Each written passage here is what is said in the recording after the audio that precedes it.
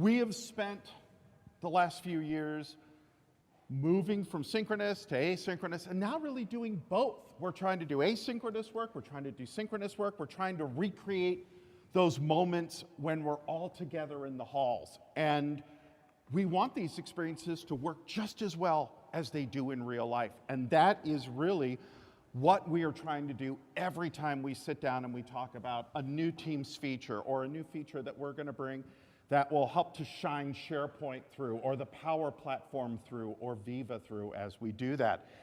It is really, how do we recreate that? How do we allow people to work from anywhere, on any device, and be able to do it? How do we replace all of these different aspects? And what really does that is how we bring that together with the digital fabric. Think of it like the Force. It binds the galaxy together. It flows through us all.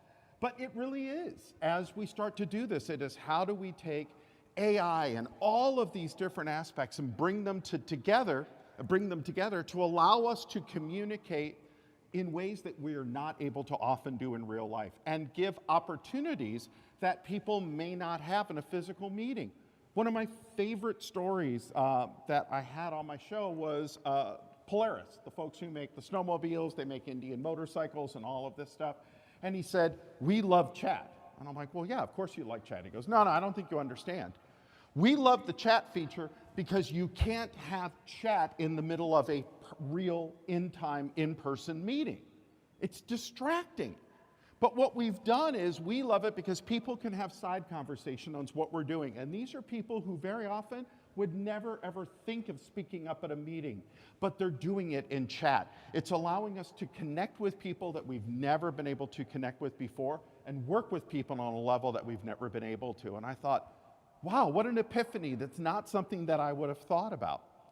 So as we take a look at our 5 key areas: meetings, chat, calls, collaboration, and automation, what are some of the things that we're doing to bring this to life?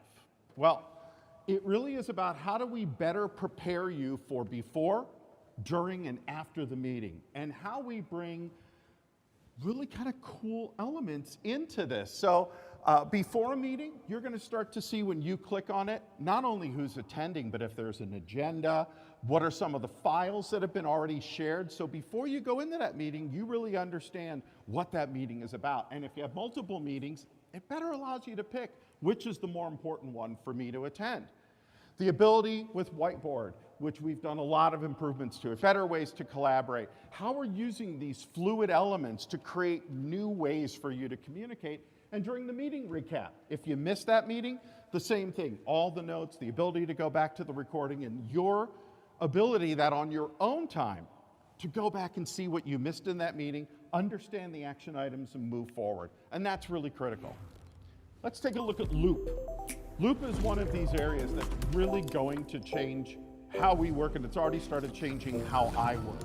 And you're going to start seeing Loop elements, Loop pages, and Loop workspaces, but it's taking that idea of the fluid framework and taking it to the next level.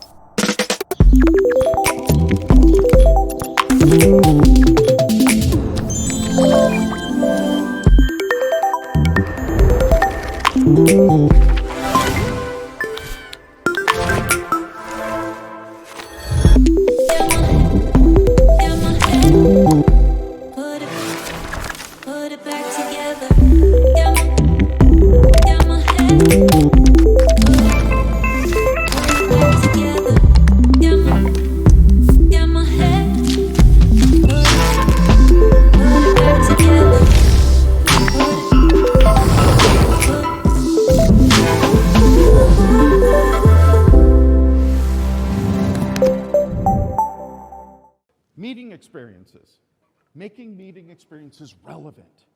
We started with our Together mode. It was a great way to get people in the same space, and it changed the feeling of the meeting. It made it seem less one-off. PowerPoint Live with Microsoft Teams. If you're not using it, please do, because you will see it saves so much bandwidth. Unlike sharing your whole screen where you're redrawing every single pixel, you're just redrawing what's different, and it makes it so much easier. Plus, you can see the other people in the meeting. You can see your notes. It's awesome. Please try it. Just go to the Share in Teams.